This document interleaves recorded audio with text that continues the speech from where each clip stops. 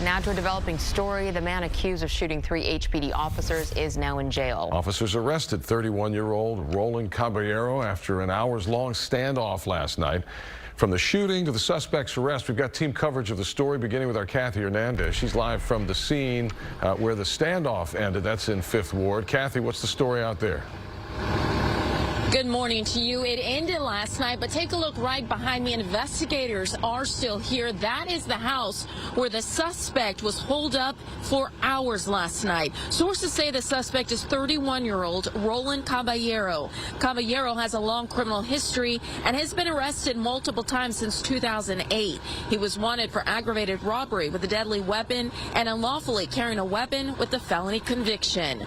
Let's start from the beginning now. This is all how it began at 1500 Trail, where officers responded to a family disturbance call yesterday afternoon. When Caballero spotted officers, Police Chief Troy Finner says he took off in a car and led officers on a chase before crashing in the 2100 block of McGowan Street.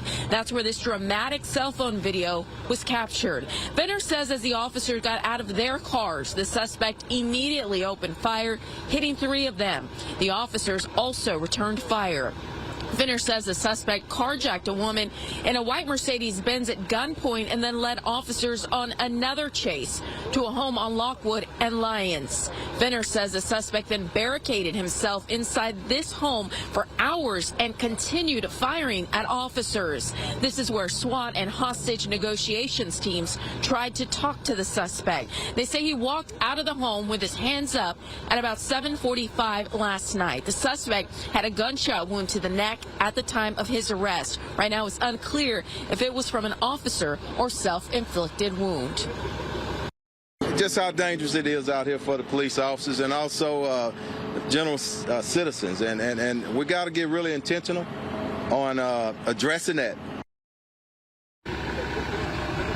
And again, that suspect was taken into custody here, but sent to the hospital with that gunshot wound. Of course, we're working to get you more information on the suspect as well. Again, you heard it. Troy Finner says very dangerous situation for officers yesterday. Reporting live in 5th Ward, Kathy Hernandez, KPRC 2 News. Certainly was, Kathy. Those 3 officers, thank you.